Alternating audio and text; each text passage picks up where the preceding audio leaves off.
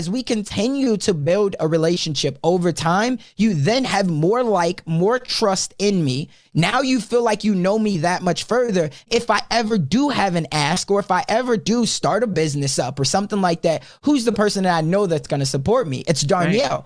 Those are the types of things when I'm building a relationship, that's the free flow right there every single time. It doesn't matter if I build this relationship with you through a podcast. People are always going to talk about some frustrations that they have if they can trust you. And if you're listening, most times people don't listen enough because they're always listening to speak rather than listening to solve. You're listening to the Move to Millions podcast with Dr. Darnyelle J. Harmon. If you're ready for high-level conversations that position and prepare you to move your company, cash flow, and connection to and beyond the $1 million mark, let's get this party started. This episode is powered by God Girls Making Millions. Listen to me. If you know that you need to be in a new room to have the conversations that your next level demands, I've got the mastermind for you. Go now to godgirlsmakingmillions.com. Before we jump into today's episode, I'm going to need you guys to do me a favor. You've been listening to this amazing podcast, and I know that you are loving it because I'm seeing your ratings, I'm seeing your reviews. Here's the thing. Right now, we are in 39 countries around the world, and I need your help expanding our reach. Will you please take 2 seconds, if you have not already left us a review, and rate and review this podcast? When you do, you help us to get this amazing content into more people's hands. Thank you so much in advance for helping me to spread the message and the mission of Move to Millions. In today's episode, I sit down and chat with the Casanova Brooks. I'm not going to lie. I cannot wait for you to hear this conversation. He blew my mind so often in this conversation. Literally, I'm shaking my head at the amount of power that this man brings into the world. Let me read his quick bio. Casanova Brooks is a highly sought after speaker, author, entrepreneur, and an award-winning real estate agent. He is the host of the Dream Nation podcast. Oh my gosh, I've had the opportunity to be a guest on his podcast. Listen, your whole life is about to change. I do not want to steal the thunder of our powerful conversation. So here's what we're going to do. On the backside, on the flip side, on the B side of our conversation, I'll come back and I will share some of my favorites with you. But here's what I need you to know. Your mind, your body, your spirit, and your soul is about to get better just because of every seed that this man plants into your life experience. Grab pen, grab paper, and let's jump into my conversation with Casanova Brooks. Casanova! Oh, I've been waiting to have you and have this conversation with you. I'm so excited that you are here. Take just a really quick moment and tell everybody who you are in your own words. Thank you for having me. First off, it's definitely a pleasure to be here. I could describe who I am. I'm a father, I'm a husband, but more importantly, I'm a dream activator and I'm a relationship builder. My whole life, I've just always tried to focus on how can I bring good energy and how can I make sure that I cultivate, nurture the right relationship. So I think that that's been a key part in me getting to where I am today. I love that you consider yourself to be a dream activator. My name, Darnyelle, means the secret place where dreamers go to dream. This is like a kismet kind of thing going on here.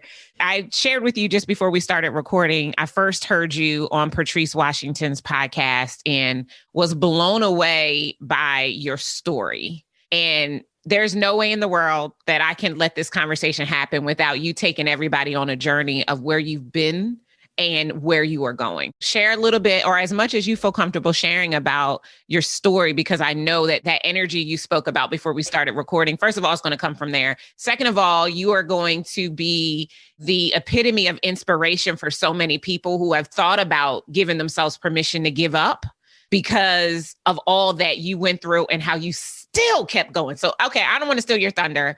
Go ahead. Tell them the story.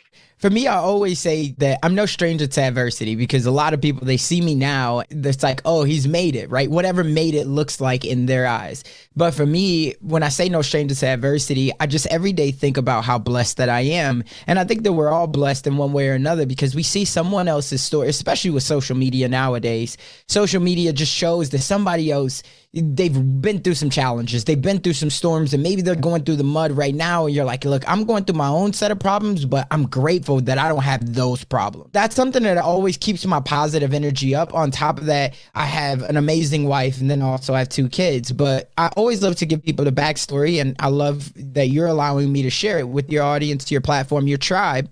When I first ever think about me and my story, it all goes back to me being raised by a single mom in Chicago, south side of Chicago. And my grandma stepped in early to be that father figure in my life because my dad was never around. Last I knew, he is alive. But me, I grew up as an only child on my mom's side. My mom only had me. And last I knew, I had 13 brothers and sisters on my dad's side. That was probably about 10 years ago. Could I have a couple more? I absolutely could. But my dad never did anything to bridge the gap or the relationships between us. And so for me, I really grew up and I was having to figure out my own path, create my own blueprints, so much trial and error on my own because nobody was there to show me what the ropes look like. And even, trying to raise a young black boy in south side of Chicago and you're a single mom, robbing Peter to pay Paul, there's so many things that my mom just couldn't control. Now, I was never a bad kid, but she couldn't keep her eye on me 24/7. She had to kind of let God, creator, somebody play a role to just saying, I pray that he's safe today. For me, I was trying everything and it felt like all the time I was finding myself in storms. My first storm was when I was 8 years old. The first storm that I really talk about is when I was 8 years old. I had 2 best friends. We did everything together. We were like the little 3 musketeers, and they came over one morning. It was a Sunday morning, and they said, hey, you know what? We're about to go to the beach, which is normal routine. I'm like, hey, you know what? I'm actually sit this one out. And come to find out, a couple hours later, they both wound up drowning off of the pier at Lake Michigan in Chicago. Why I wasn't right there with them, just normal, everything that they was doing, I don't really know. There was no rhyme or reason. I always just say, again, God, my creator, someone had a bigger purpose for my life and what I was supposed to do on this earth. And so that was kind of my first time that I had to navigate. And I saw myself as then being looked at as a victim as a young kid, right? Because people were like, oh, are you okay? You just lost your 2 best friends. And like, I didn't really know how to receive that because it felt like people were trying to help me. But then at the same time, it felt like something was wrong with me. So I think that was like the first time where I started to really develop a little bit of a callous to being like, no, I'm good. I'm good. Regardless of what that pain was on the inside, it was almost that never let them see you sweat, even at a young age. And so I'm like, no, I'm good. Fast forward, I'm about 10, 11 years old, and I'm now really starting to be inundated with drugs, gangs, violence. Like, that's all I'm seeing when I'm coming out of my apartment and on the streets. And so my grandma saw that too, and she always wanted the best for me. That was my heart and soul. And my grandma's still alive now, so I'm still very close to my grandma. Wow. She's still amazing. A couple of my cousins wound up migrating to what's Sioux City, Iowa. I don't know if anybody is listening to this and they've ever heard of Sioux City or been through Sioux City. I've heard of it. Yeah. Well, with me, before I moved there, I never obviously heard of it. But basically what happened was my grandma and I, we hopped on a Greyhound. She wants to take me up there for a weekend to go check out Sioux City. Next thing I know, less 2 months later, all of my stuff is being packed into a U-Haul. My grandma makes the decision. She's getting me out of Chicago and moving me to Sioux City, Iowa. My mom didn't really have a choice because I'm an only child and she wasn't going to leave me there. But my mom didn't really go willingly. She definitely went kicking and screaming. My grandma was like, no, we got to get him up out of here. Obviously, as you can see, for me, this is another kind of storm because it's a huge culture change for me. Think about coming from big city Chicago where people only look like you and I, right? The only time I saw people who didn't look like you and I was when I was downtown at like Harold Washington Library or something like that. So then all of a sudden I'm in a town of 80,000 people, cornfield, cattle, almost no one who looks like me. And I'm like, well, what am I supposed to do here? There's a silver lining in everything. And what it did for me was it taught me that I couldn't grow up with an ignorant mindset. And what that means is just because you did not look like me didn't mean that you couldn't be with me and you had to be against me. I was forced to build relationships early on. Again, playing it to where I am today, that really was a key point in my life. when I'm 15 years old, I'm a normal kid. I'm pretty popular. I'm playing basketball, football, running track. I'm in dance squad. Things are going well for me. And I find myself in my sophomore year in high school just walking through the hallway and I'm having a hard time breathing. And they're like, it's probably just because basketball is just starting up. You left football early. You're probably just out of shape. And I'm like, yeah, you know what? You're probably right.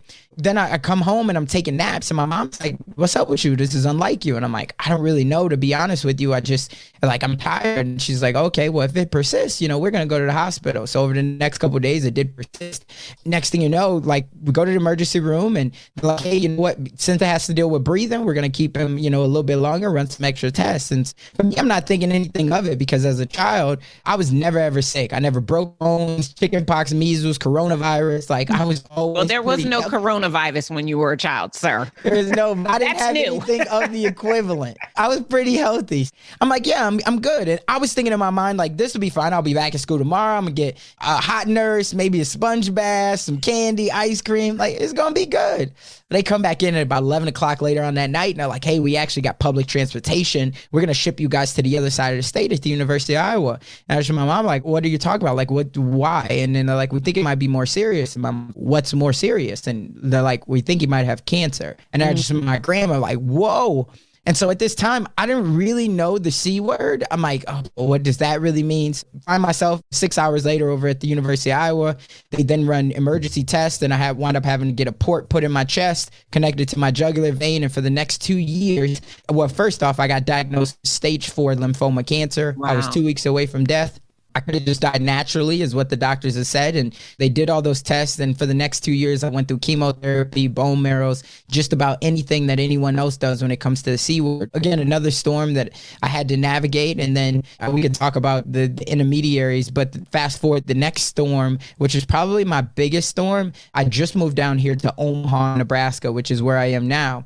And so we moved down here because I had a job opportunity. I have my wife, and then my son at the time is 2.5 years old. Well, I was working corporate America. It was my first time of really experiencing in corporate that everybody could tell you no, it felt like, but nobody could tell you yes. Well, if anybody's doing that now and they're like, listen, I'm crushing it, I'm getting all these awards, these accolades. But for me, what happened was I wanted to try my hand at management. And within 9 months, I finished as number 8 in the entire company for inside sales. So I was crushing it. And everybody's, Casanova, you're doing so great. The leading all these emerging leader programs and stuff, but there was no promotions available for me, and there was so many excuses. I'm looking into real estate, and I wound up getting my real estate license about 3 months after this time frame where I'm like, look, I got to do something different with my life. We have other transitions that's going on at this time, which is one, I then say, okay, I got to get out of inside sales to go to outside sales so I could build my real estate career. And the second one was my wife and I, we had just put our first house under contract for us to live in. Well, this is an exciting time for us. My mom and grandma call me up at that same time and say, hey, you know what? We want to move down to Omaha to be closer to you, Julie, and CJ, my wife and son, because there's nothing left here in Sioux City for us. So I'm like, all right, cool. Then within 24 hours, my mom winds up going to the hospital, 24 hours of moving my mom down here. So this is like 3 weeks after. 24 hours of moving my mom down here. My mom wound up going to the hospital here in Omaha. Within 1 week's time, I lose my mom at that hospital. Now, subsequently, just because of the transitions that I was in, when I got the call, I was up in Rochester, New York, doing this training for this big company that I was at, and that's where they send everybody. So I got the call. I got to take the first flight back, 4 a.m. I handle all the funeral arrangements. And then my manager comes back after this is like a week and a half later. My manager comes back. She says, Casanova, I know it's a trying time, but we need you to go back out to Rochester to finish out your training. And I said, with all due respect, I can't. My grandma, my wife, my son, they need me here. Like, I can't. She's like, I get it, but this is corporate. You're brand new. You don't even have a territory. I can't keep you on the staff if you don't finish out this training. And I'm like, dang. And I'm like, okay, look, I'm about to close on this house in 3 weeks. I already have this real estate license. I'm just doing nothing with it. If you would just allow me to close on this house, I'll be out of your hair and you'll never have to hear from me again. I'm grateful because she was like, all right, I got you. So she let me put in a 3-week notice. I didn't even have nothing going on. And so I'm like, okay, cool. We're gearing up for this 3 weeks. We're going to close on this house. My grandma's going to move in with us. We'll figure it all out. Well, 2 days prior to us closing the house, the underwriters came back and they said, hey, we want more information on his student loans that are in deferment from the University of Iowa.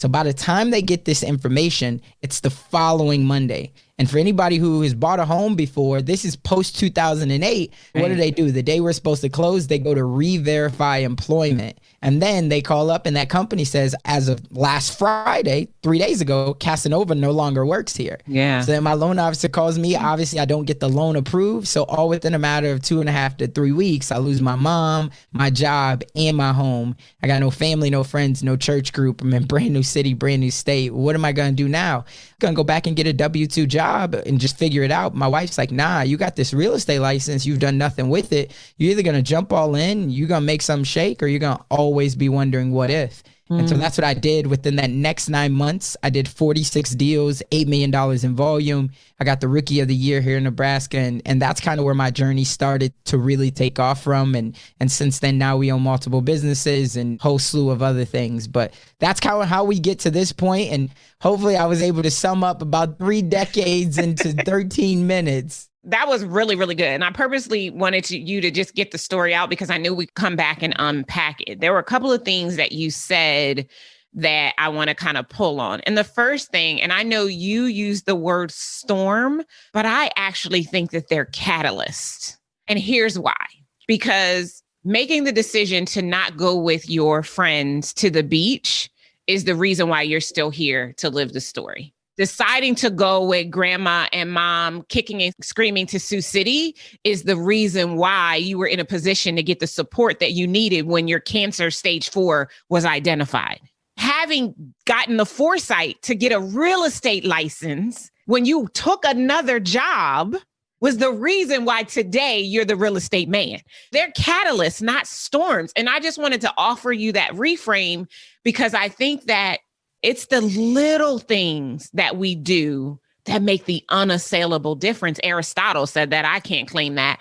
Those little things that weren't so little, they were very significant, that allows Casanova to be here telling the story today about how, faced with 2 really very distinct opportunities to have perished, and neither of them took you out because of the purpose that God put on your life so that you could be sitting here today talking and having this conversation with me and leading Dream Nation and doing all of the things that it is that you do. I think it's a catalyst and not a storm. I want to offer that to you so that if, as you try it on and you like it, you decide to rock it, and going forward, you present it as such. When I think about your oratory skills and the way you show up in your presence when you're speaking, if you presented those as catalysts and then offered your audiences the opportunity to identify their own catalysts, that would be even more powerful. So I just wanted to offer that to you.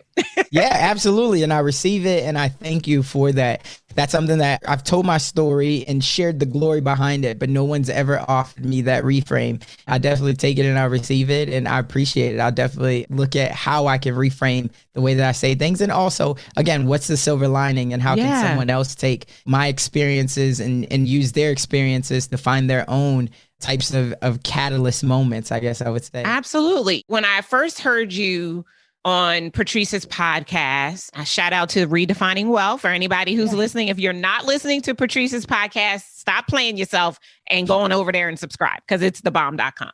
You know, have so much love for Patrice around here. When I first heard you there, that is what made me go follow you on social media, go look at you and see what you were doing because I was so impacted by your story. And the way that you today, I know when you were going through it, it didn't flow off your tongue with the eloquence with which it does today. But to know that you have done your work enough to be able to tell this story, these catalytic moments with such power and passion and energy instead of victimization and woe is me, like that is a recipe for impact. And when you add that to the fact that you said by going to Iowa, that was where you realized the importance of relationships and learned how to build relationships so early. So when you marry the two of those together, I can entirely see why Dream Nation is as powerful and even catalytic as it is today because of the person who spearheads and runs it. I know that your ability to look at a desire to leverage the power of relationships to impact the lives of others is something that's been instrumental in your own journey. And we can talk about all the more accolades that you've gotten in the last 6.5 years and millions of dollars in real estate and all of that stuff. I know that what's really near and dear and close to your heart is this power of relationship building. And so I would love for you to just share a little bit, like, what are probably maybe your 3 best demonstrated practices that you will offer to someone who may be at their own catalyst moment, trying to figure out how to pivot, which was the buzzword of 2020, to take the things that have happened to them and use them for their good instead of using them for an excuse as to why they can't? What would you offer to them about how to take where they are right now and instill the power of relationship building to help them to get to a different place? First off, there was a book that I read, and it's a little bit more of a cliche, but it really gave me the foundation to know of what I was already doing in my day-to-day. This was a proven formula. And this book was How to Win Friends and Influence People with Dale Carnegie. And that was huge for me because I was already doing it. One of the first keys when I'm focused on building relationships with people is I look for how can I be more interested than interesting. I'm interested in what they have going on because at the end of the day, it goes back to that Maya Angelou quote. People won't care what you said. They'll really care how you made them feel.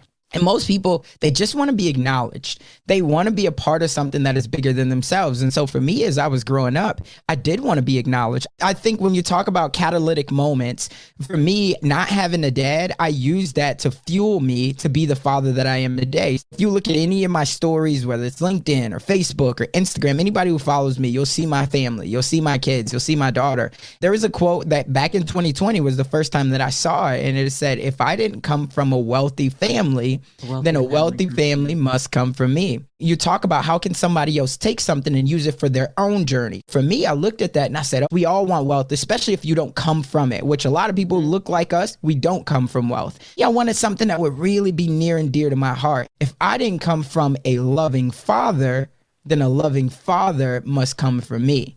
That was the thing, because all the time when I'm hearing something, when I'm seeing something, I'm always trying to reframe it to how can I make sure that it inspires me, not motivates me, because there's a difference between inspiration and motivation. Motivation is that carrot that they can dangle in front of your face, but that's always going to be short term. I'm looking for something that's more inspiration because it makes me find out a little bit more about who I am and what is my desires in life of who I want to become. That's always been huge for me. Going back to it, when I talk about being more interested, I'm always trying to be interested in someone else's story, which is hence the reason why I have a podcast and why I created this platform. For a lot of people who are trying to build relationships, if you struggle with building relationships, the reason being is because if we're honest, you're being selfish. Why? Is because you're thinking only about you. You're thinking about this person's not going to like me. I don't have anything to say. I don't have anything to bring to the table. It's always about I.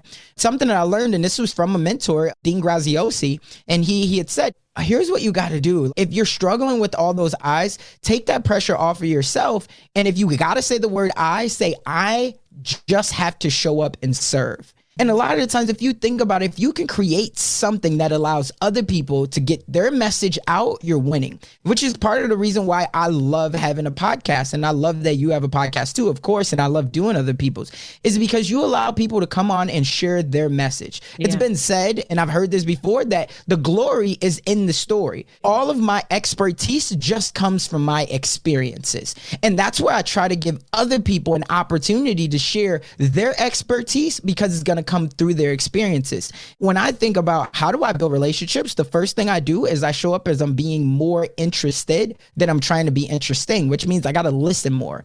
The second thing of what I try to do is as I'm talking to you, instantly, no matter where we meet at, if I'm in your home, if let's say I'm doing a listing presentation or something like that, I'm looking at what's on the back of your wall. I'm seeing all the purple. I'm just being aware and cognizant. I'm seeing grateful. I'm seeing that you have pictures. I want to see what is that picture on the left side. I want to see what connection can I have with that. Maybe that's somewhere that you've traveled, and maybe it's the Bahamas. You say, my grandma's from the Bahamas. It could be something so subtle. It would be, has my grandma ever been to the Bahamas? I'm just trying to find a connection to you. And then through that, the more that you talk, the more of the connection that we can find somewhere, because people do business with people who they know, like, and trust. Yeah. And the way that you have that trust factor is you have agreements, you have some type of a peace of mind that is on the same wavelength. It could be sports, it could be autism, it could be breast cancer. It doesn't matter what it is. You have to find some way to connect with that person. The last thing of what I'm doing as I'm listening and I'm getting you to reveal more about who you are and we're making this connection, I'm always trying to find a pain point.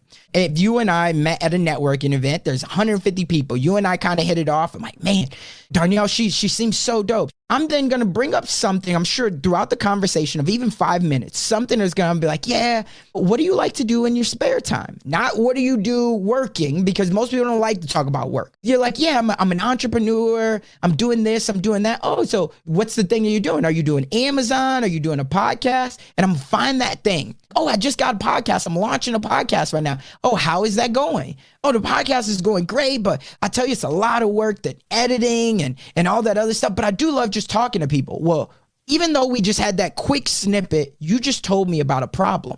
What was that problem? Editing, all this other thing. Now, what I'm doing is, even though we're going to continue the conversation, I'm not going in right there. I had that in the back of my mind, editing. Now, if I know anybody, and I should, if I'm trying to be a true relationship builder, I should probably know somebody or know of a resource that I can offer you. So now you've given me your business card or your contact, or we've connected on social media. Over the next day or two, or even a week, however long it takes me, hopefully it's in a day or two, if you're really trying to build relationships, I'm going to reach back out to you on whatever that medium is that you gave me permission to. And then I'm going to say, hey, Darnyelle, hope all is well. I wanted to connect you to my guy, Jason. He actually edits podcasts. He's local here, or he's outsourced. Or the other thing is, I'm going to say, here's a resource. I found this free Facebook group. I've been a part of it for a couple weeks. I was looking at the content. This could be a phenomenal resource for you as you're getting your podcast off the ground. I'm just trying to uncover whatever that pain point was for you. It could be big, small, whatever. And then I'm trying to add value to you. I'm not looking for anything in return. That's the other thing. I just offered that because here's what happened. It's the law of reciprocity. If I can help to make your life easier in some way, as we continue to build a relationship over time, you then have more trust in me. Now you feel like you know me that much further. If I ever do have an ask, or if I ever do start a business up or something like that, who's the person that I know that's going to support me? It's Darnyelle. Right. Those are the types of things when I'm building a relationship, that's the free flow right there every single time. It doesn't matter if I build this relationship with you through a podcast. People are always going to talk about some frustrations that they have if they can trust you. And if you're listening, most times people don't listen enough because they're always listening to speak rather than listening to solve. I want to pull back the layer on what you just said, because you're right. A lot of people do listen to speak and to be heard instead of listening in order to solve the problem or to be a help. So I just want to pull back the 3 tips that you gave everyone for those of you who are taking notes that want to learn how to become more effective in your relationship building, because the more relationships you build, the more impact you'll have. Like, I think about the Zig Ziglar quote. You help enough people get what they want, you will get what it is that you want. And the cool thing about it is that you don't even have to often ask for it. In that law of reciprocity, when you support and serve people right where they are and they feel safe, they will turn around and say, you know what, Casanova, what can I do for you? How can I help you? You have been such a blessing to me. Number 1, you need to be more interested than you are interesting. And that means that you're going to have to make it less about you and more about the person you're in communication with. Dr. Maya Angelou says people will forget what you said and they'll forget what you did, but they will never forget how you made them feel. And being interested is being tuned in, fully present in that particular moment so that that person feels seen and heard. As soon as that happens, they lower their defenses and they start to build up an admiration for the possibility or feasibility of relationship with you. Number 2, you've got to be aware and cognizant so that ultimately you can find connection, because connection is what brings an element of synergy and it gives you common ground, or as Casanova said, it puts you on the same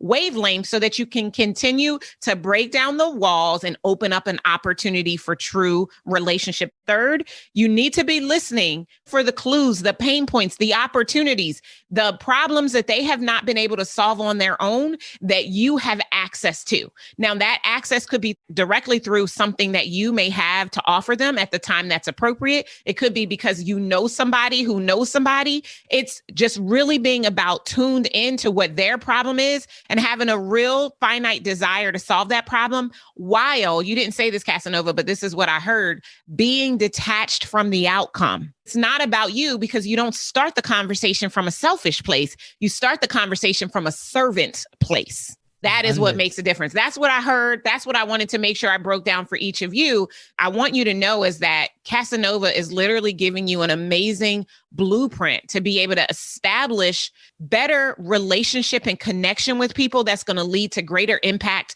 to those you're called to serve, but also to your own existence. There was something else you said. This was earlier, and it just popped back into my spirit to pull it out. When you said all of my expertise comes from my experiences. The other thing that I think is important based on what Casanova just said, as you are listening and you're tuning in the back of your mind to how your expertise can help them, you can create a new experience with this person you're building relationship with. Casanova, that was thebomb.com. That was so good. We could just drop the mic right there and send the people on their way. But of course, we have a little bit more we have to talk about. But That was just awesome. People who really realize what business is about will realize that it is as much about relationship as it is about sales. And if they would start focusing on building the relationship, the sales will come. It's inevitable. It's going to happen. Yeah. I think about how when we're working with our clients, the way we show up for them, the way we connect for them, the way we're interested in them, and they're not just some number or some amount of dollars that come into the bank account. And that is why they refer people to us. That's why they renew and continue working with us. And it's all the same formula, this blueprint that you've just laid out for everybody. So I just want to thank you for that. In your own journey and how you've made this come alive for you, talk to us about some of the benefits, if you will. I know you're not doing it for the benefits, but what have been some of the benefits of being more interested than interesting and connecting with people and then looking to be a resource to solve a problem that they have? This is the epitome of what Dream Nation is. When I created Dream Nation, I understood that I was building a personal brand. I understood that I had a story. But here's what I learned, and this was early on in my real estate career. There was a story that was told at my sales meeting, and this is first couple months in real estate, and this really set the foundation. Someone had asked Warren Buffett, they said, Warren, how did you know when you became successful in life?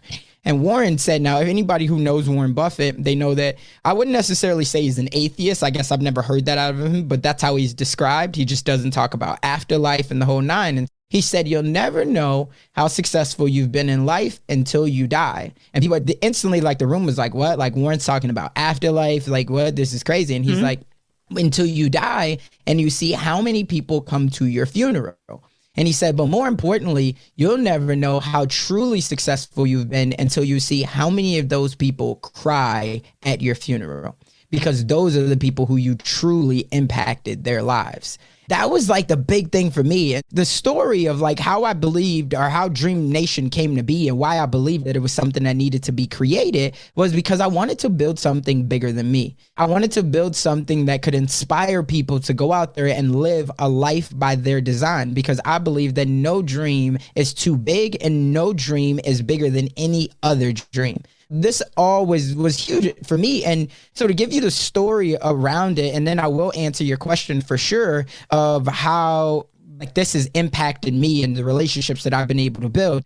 There was a point about 3.5 years ago where CJ, my son, he was going through this phase, as all kids do, where he was afraid of the dark. Just built our house, moved into, and his bedroom is upstairs. It's a 2-story home. His bedroom is right next to his sister's bedroom, and she would be in her crib sleeping, and he would go upstairs, and all of a sudden he'd come running back downstairs, and he'd be like, I heard something. Somebody's up there. I'm like, buddy, well, first off, the stairs on the backside, like the way you walk into my house, like you can't even get to the upstairs without walking past Anyway, he's like, I know I heard something. Someone's up there. I'm like, what would I have to do? I would then have to go upstairs. I would turn on a light, walk him down the hallway, walk him to the back, turn on a light in his room, show him under the bed, show him in the closet. And I would say, look, there's nothing to be afraid of. So then he'd go to sleep and it was fine.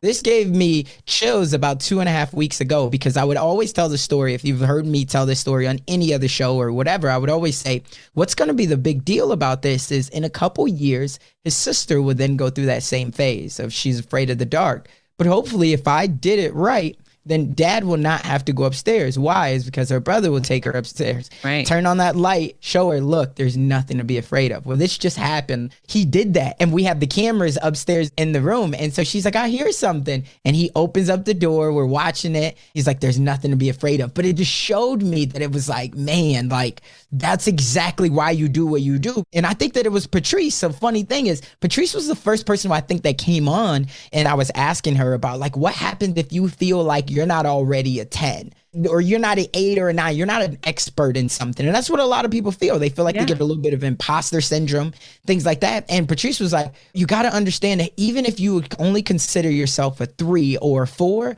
there's still 0s, 1s, 2s, and that's even true. 3s and 4s that are out there that need you to show them that the way is possible. That's why I created Dream Nation. Now, what has Dream Nation been able to provide for me? Well, when I first start out, for me, I always think really big no matter what I do. I sat down and I had about, I want to say at least 20 to 25 people of like really big names like Grant Cardone, Dean Graziosi, Jack Canfield, all the people who had impacted me over the last 5 to 6 years on my personal development and personal growth journey. And so I wrote their names down and I said, you know what? I want to get these people on my show. I want to be able to allow them to talk to, I've seen it as a Robin Hood effect. Why? I know there's a lot of people out there that don't have access to the Patrice Washingtons and people like that. If I can get them on my platform, now I get to kill 2 birds with 1 stone in a sense, because I get to give to the people who didn't have it. But then at the same time, someone like Patrice, who already has a huge tribe of purpose chasers, right, but then I get to bring it back and bring somebody else that could potentially be in her tribe. What that's done for me is it's allowed me to have access to the world's biggest and brightest minds. And I'll tell you the story of how this was huge. For anybody who is into personal development, one of the biggest people in my career was Jack Canfield. And for anybody who does not know Jack Canfield, he wrote the book, The Success Principles, which have been huge for me, but he also wrote the book, which a lot more people know, Chicken Soup for the Soul. How this happened is my team actually wound up getting a guy by the name of Dr. Ivan Meissner. And for anybody who doesn't know him, if you've ever done any type of corporate networking, there's chapters all over the country called BNI, Business Networking International. I wound up having Dr. Meissner on the show. We built a relationship quickly. We talked for about an hour, hour and a half. And he said, I love your story. And he said, what can I do for you? I don't know how it exactly came about, but he asked me who has been impactful on my journey. And I said, Jack Canfield and Michael Gerber was a couple of the names that I mentioned, and not knowing that he had relationships with them. And he just smiled and he said, Casanova, hey, right when we get off here, here's what I want you to do. I want you to send me 2 separate emails. One for Jack Canfield and Michael Gerber. Both of them are very good friends of mine. Not saying any promises that they'll do it, but I'll put in a good word for you.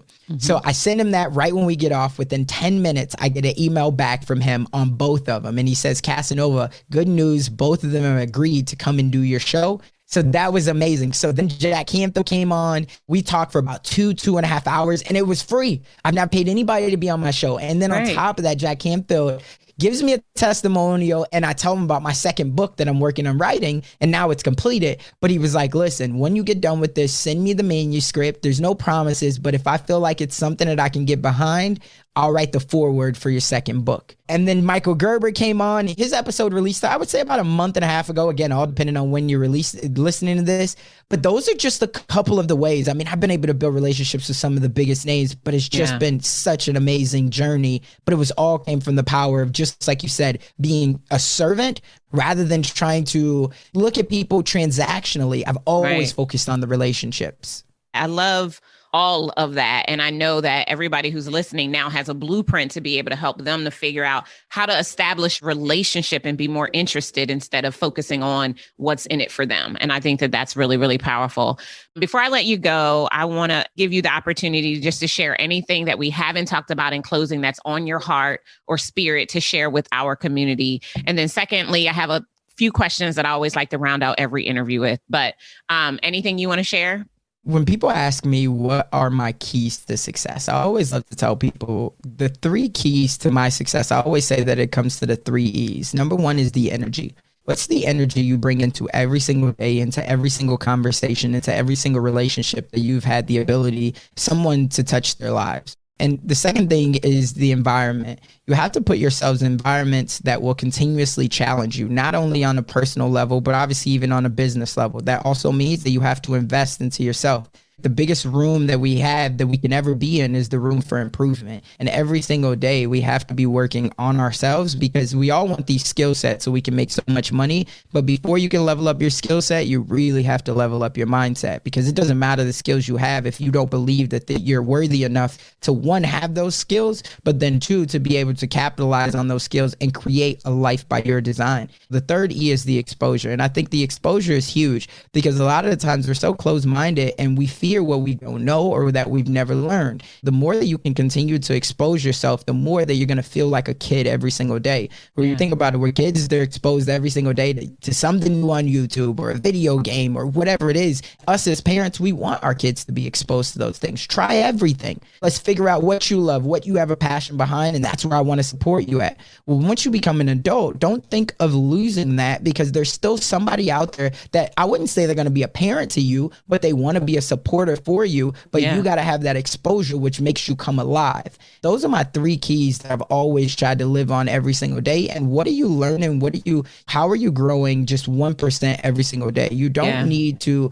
Something else that I learned that was key for me, and I always say this to myself, but comparison is the thief of all joy and success. You don't want to compare yourself to anyone else, because understand that somebody else might be on their 14th step and you might only be on your 2nd. Just like you getting into the league and expecting that you're going to become an all-star, you're going to be able to drop 40 on Michael. Like it's not the same. Give yourself that grace to operate on your journey. Those are the things that I would say. I talk a lot about the grace and then the exposure. I always say exposure creates expansion. Once you've been exposed to something new, you have to expand, right? Oliver Wendell Holmes says, once a mind has been expanded, it can't return to the same place. And so it really does open you up. This has been phenomenal. Before I let you go, you've given me a lot of powerful quotes, but I do always ask, what's your favorite quote? For me, through everything I've been through, I always just say, joy wouldn't feel so good if it wasn't for pain. What was the last book you read? The last book that I read was Hustle Harder, Hustle Smarter by 50 Cent. What is the one tool that you swear by to grow your business? I would say relationships.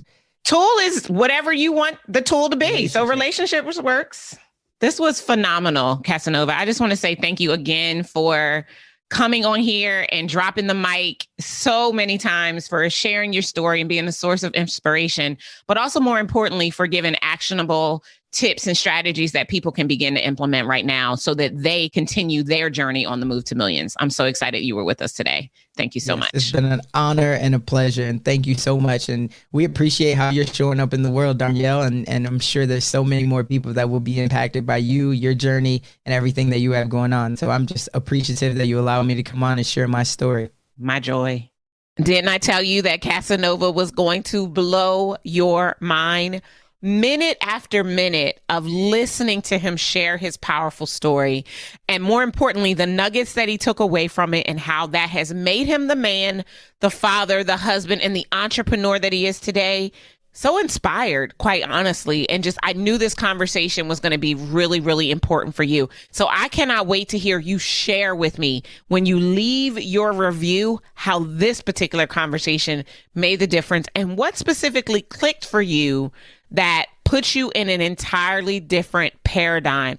I love how he said that motivation is short term and that we really have to reframe everything in order to experience transformation, because the glory is in our story. It's what we've been through. All of our expertise, ours as well as Casanova's, comes from the experiences that we have. And what about those 3 tips that he gave us in order to actually make the connections that are going to lead to the deals that are going to change the game inside of your own life and in your business?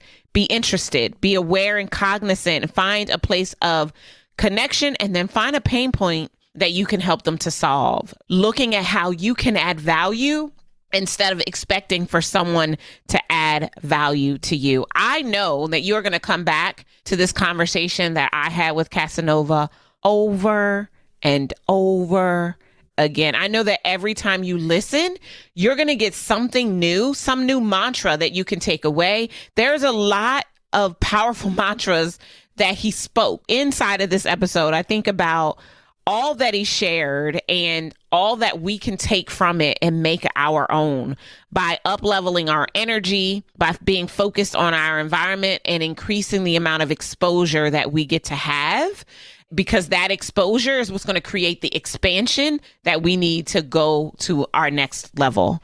Thank you so much, Casanova, for being here. You have blessed my spirit in ways that I can't even begin to tell you, but I know that this is not going to be the first time that you and I will sit down and have a conversation. I get excited about thinking about all that his journey has been so far and what is yet to come, and how he'll continue to inspire the lives of so many others. Thank you so much for being here, Casanova. For those of you who were tuning in, listen to me. Stop playing and make sure that you leave us a review of what you got from this powerful conversation. I know it blessed you as much as it blessed me. I'll see you guys next time. Take care.